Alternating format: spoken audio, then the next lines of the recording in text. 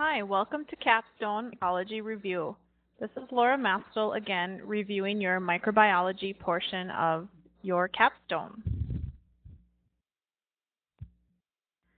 We just want to start off by reviewing the characteristics of fungi.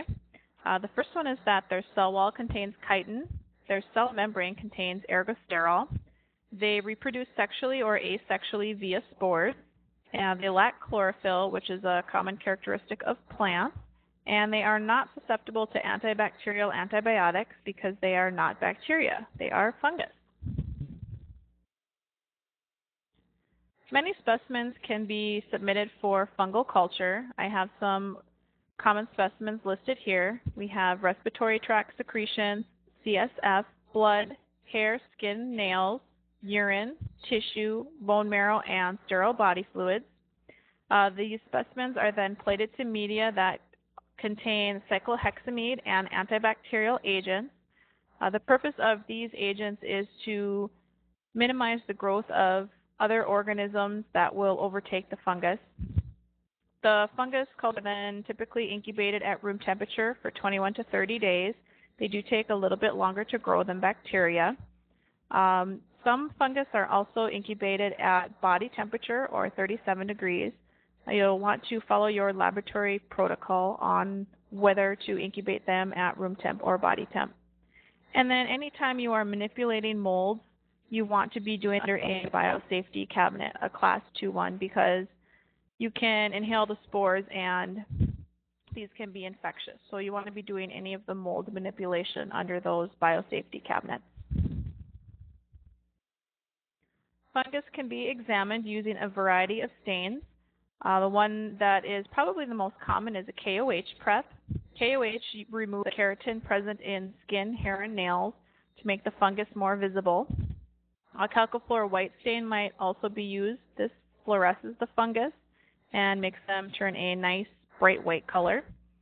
Acid-fast stain might be used to detect mycobacteria and Nocardia species. India ink stain might be used to detect Cryptococcus neoformans. A methenamine silver stain is one that's used in histology to detect specific fungus. This one is particularly good for pneumocystis. And then a gram stain might also be used to detect fungus, but it's usually used to detect bacteria. I see that my PowerPoint got cut off a little bit on the bottom. So what that says is detects bacteria, but some fungus won't. Okay, first we're going to start off by talking about the zygomycetes group. This group includes Absidia, Mucor, and Rhizopus.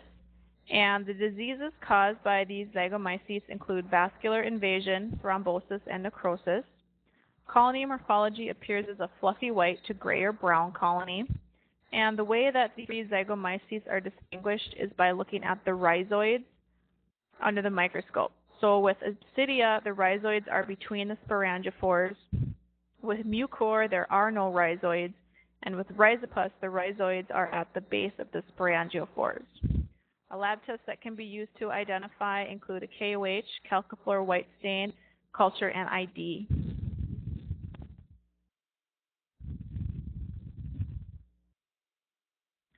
Here we have pictures of Absidia, Mucor, and Rhizopus. You can see here that with Absidia, the rhizoid is between the two sporangiophores. Mucor, there are no rhizoids. Don't see anything here anywhere. And with Rhizopus, they are located right below the sporangiophore. So that's kind of how I remember it, is the R in Rhizopus, and rhizoid is right below the sporangiophore. Next we have our dermatophytes, the fungus that like to cause infection in our skin, hair, and nails.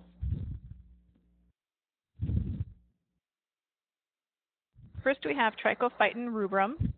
This fungus causes cutaneous mycosis and ringworm. The colony morphology is a rugose colony. It has a red reverse, so if you turn the plate over, what you're going to see on the bottom of the plate is a red colored colony. A microscopic ID includes fine teardrop microconidia, which you can see along there, and then the pencil-shaped macroconidia. I don't really see any macroconidia on this picture. And then lab tests to help diagnose include fungal stains, culture, and ID.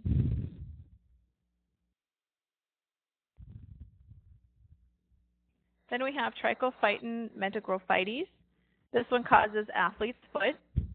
Colony morphology is a white, fluffy colony with a buff reverse.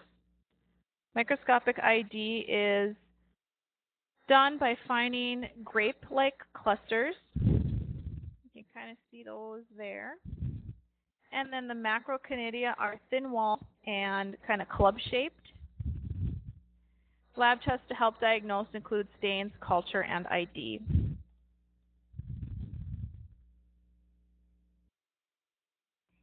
Next, we have epidermophyton floccosum. Spectrum of disease for this fungus includes tinea cruris and tinea pedis.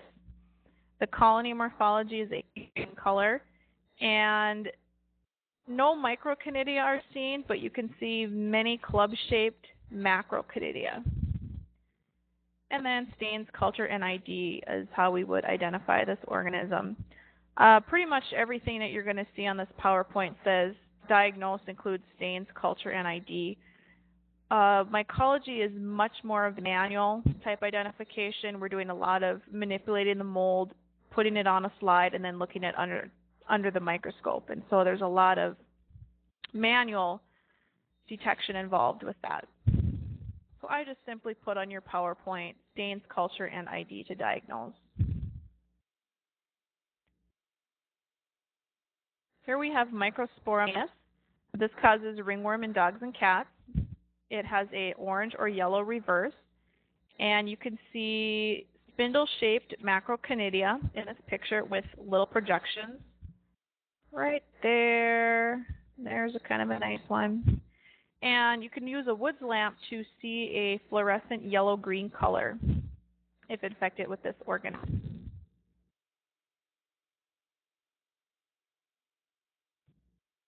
Next, we have Microsporum gypsum. This rarely causes infections, but when it does, you will see the morphology as a cinnamon color with the tan reverse, and the macroconidia are elliptical shaped. Now, this Microsporum species does not fluoresce under a woods lamp.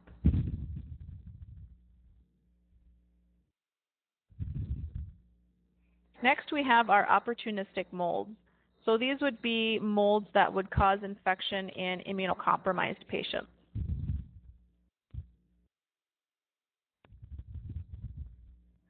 First, we have Aspergillus flavus. This is an opportunistic mold that causes mostly skin and respiratory infections. It is a yellow-green colony with spherical vesicles and a rough conidiophore. So you can see the spherical vessels there, conidiophore. And we would use stains, culture, and ID to identify this one.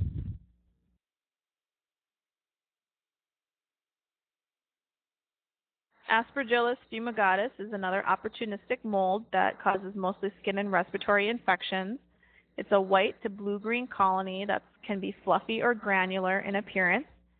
Hyphae are septate. They have short or long conidiophores, and they have a characteristic foot cell at the base. You can see the difference between the last species of Aspergillus, Aspergillus flavus, and fumigatus.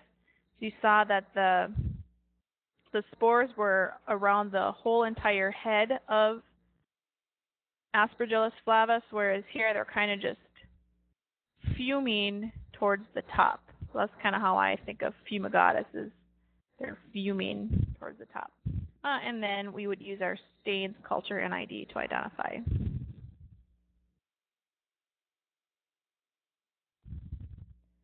Aspergillus niger is another opportunistic mold that causes mostly skin and respiratory infections.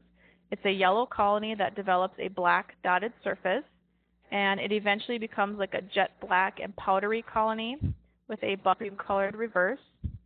Now we have darkly pigmented ruffant spores and a large spherical vesicle. The entire surface is involved in sporulation.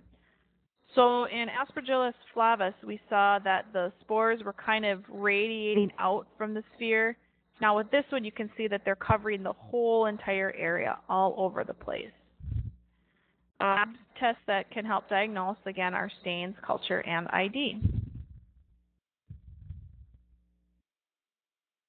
Next, we have penicillium. This is an opportunistic mold, very common cause of allergies.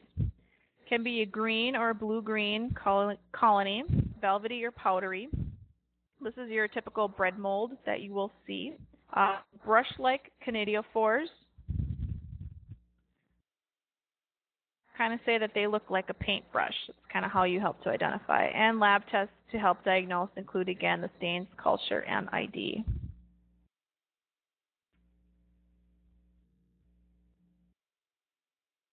Now, geotrichum is kind of an interesting one. Your book classifies it as an opportunistic mold. The ASCP Board of Registry Study Guide classifies it as a yeast. I believe that your textbook says it's a yeast-like mold, so I have included it under the opportunistic molds. This one can cause bronchitis, skin infections, thrush, and wound infections. It's a creamy yeast-like or white powdery colony, and the hyphae are septate with numerous barrel-shaped arthroconidia that do not alternate. You see those arthroconidia, kind of that square-shaped. And then again, we would use our stains, culture, and ID. Now we have the dimorphic fungi. These are fungus that have a yeast form and a mold form. The yeast form will be taken on at body temp. The mold form will be taken on at room temp.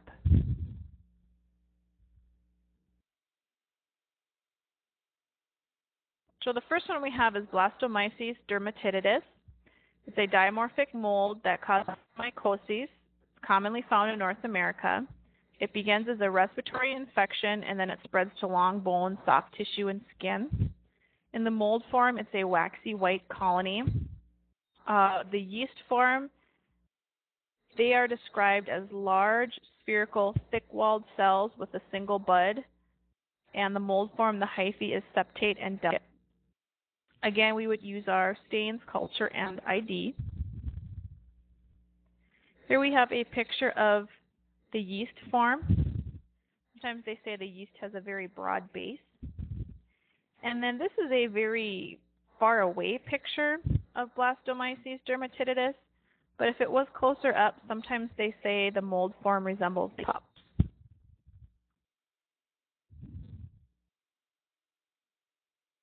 Coccidioides immitis is another dimorphic mold. It causes coccidioidomycosis. Begins in the respiratory tract, and then it can spread to organs, bones, skin, lymph nodes, and tissue. It's found in the desert areas of the United States, Mexico, and South America. The mold is a fluffy white colony, kind of looks like a cobweb. This one is very, very infectious. You should only open it under the level 2 hood. It's the most infectious organism of all the fungus. You want to seal the culture with tape so that you do not inhale it. Microscopic ID includes finding the thick-walled, non-budding yeast cells or finding the racket mold form. Now, these ones also will look like arthroconidia. They will be rectangular to barrel-shaped, but they do alternate. In contrast to geotrichum, which we just talked about a little bit ago, those arthroconidia did not alternate. And we would use our stain, culture, and ID to help diagnose, and there are some serological tests available as well.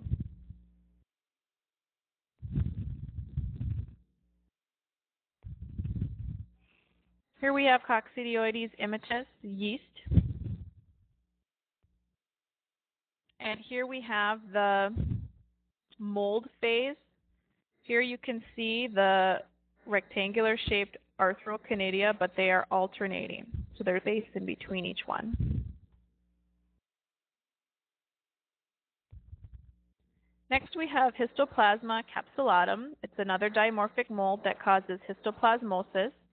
This produces a chronic infection that begins in the lung. It can invade other systems, and it's very common in immunosuppressed patients. Colony morphology usually is a white, fluffy colony. The yeast form is a very small round to oval yeast cell. The mold form has rope-like hyphae with round tuberculated macroconidia that appear very rough-looking. And again, we would use our stains, culture, and ID to diagnose.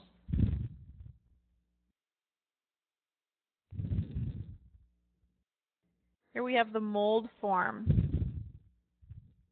You can see the rough-like tuberculate macroconidia on there.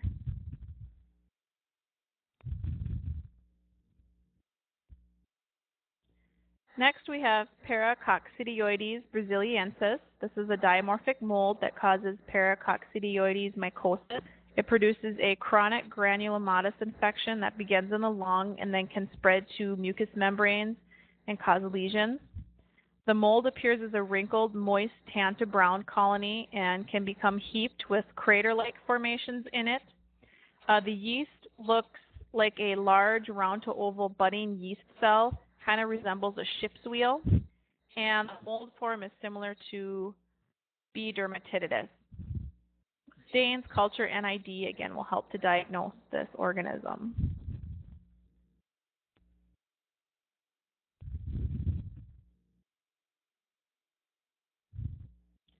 Here we have, it's kind of hard to see, but we've got kind of the bigger yeast cell in the middle along with some smaller yeast cells around it, which resembles that ship's wheel of Paracoccidioides. And then we've got the mold form as well. Kind of does look like B. dermatitidis because it looks similar to the lollipop form.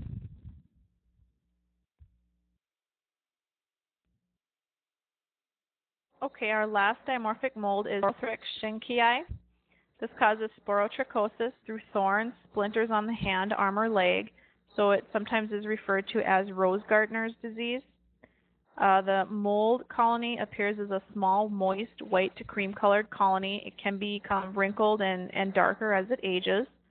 The yeast is usually rarely seen. However, the mold seen under the microscope looks very delicate, kind of has a rosette form around it. You can see those little rosettes around there. And stains, culture, and ID again to detect.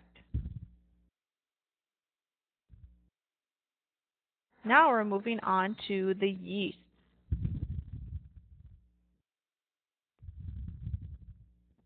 Now our yeasts typically grow a little bit faster than the mold phase. Our first yeast that we are concerned about is Candida albicans.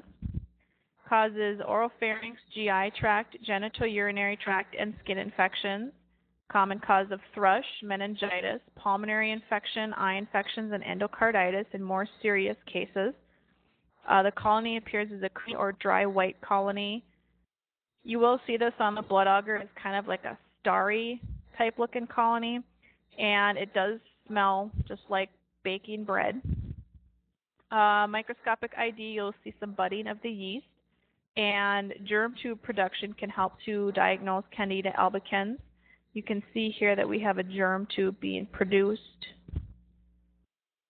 You can also use cornmeal agar containing tween 80 to help diagnose Candida albicans.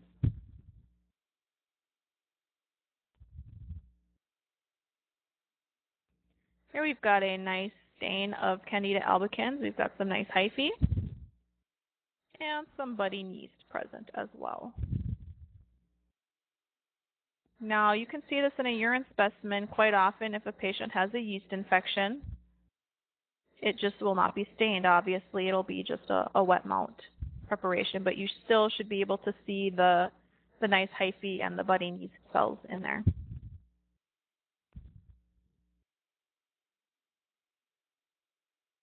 Next we have Cryptococcus neoformans. This organism causes cryptococcosis. It's a disseminated fungal infection that's commonly seen in AIDS patients. This organism is found in pigeons or in nature. Colonies appear mucoid, creamy white, and we can do a rapid urease production to detect Cryptococcus neoformans. We can also do a India ink stain to look for the capsules. The ink of the India ink can't penetrate it, so you will see those capsules there. You can also do a latex agglutination test I've run one of these before on cerebrospinal fluid.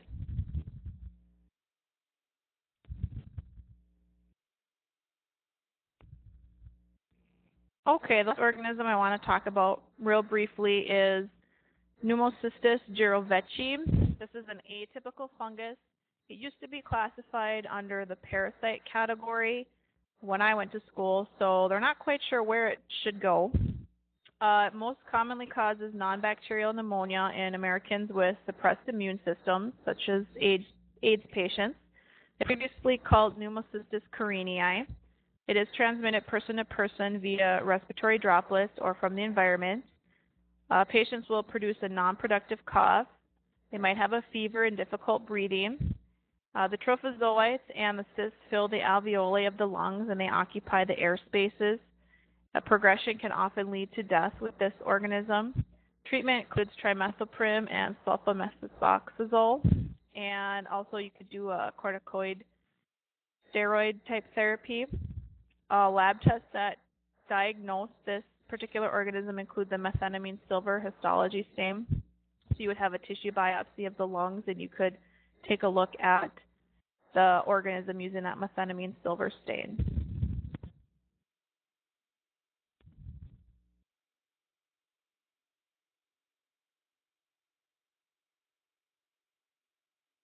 Here we've got a picture of Pneumocystis jirovecii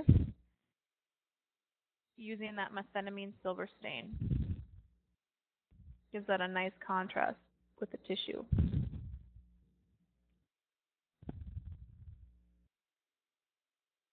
Okay, the last slide here shows a summary of fungal diseases of the respiratory tract. Couple to keep in mind here, most of these are your dimorphic molds. We've got some yeast on here too, and your opportunistic ones. We've got Cryptococcus neoformans, which is your yeast. It causes cryptococcosis, is amphotericin B, and it's associated with pigeon droppings.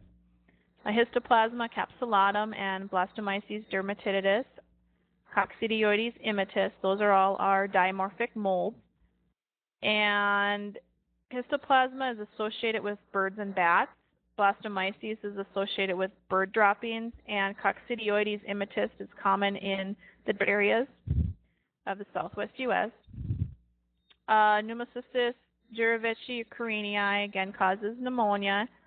Treat it with trimethoprim and sulfamethoxazole, and it's associated with AIDS patients. And then finally we have our opportunistic mold, Aspergillus fumigatus. This one causes aspergillosis or otomycosis, and hyphae grow within the body. So it was just kind of a little review of some of the more common fungus seen in the respiratory tract. All right, that is the end of your fungal review. Good luck studying. Thanks again for spending your time with me today.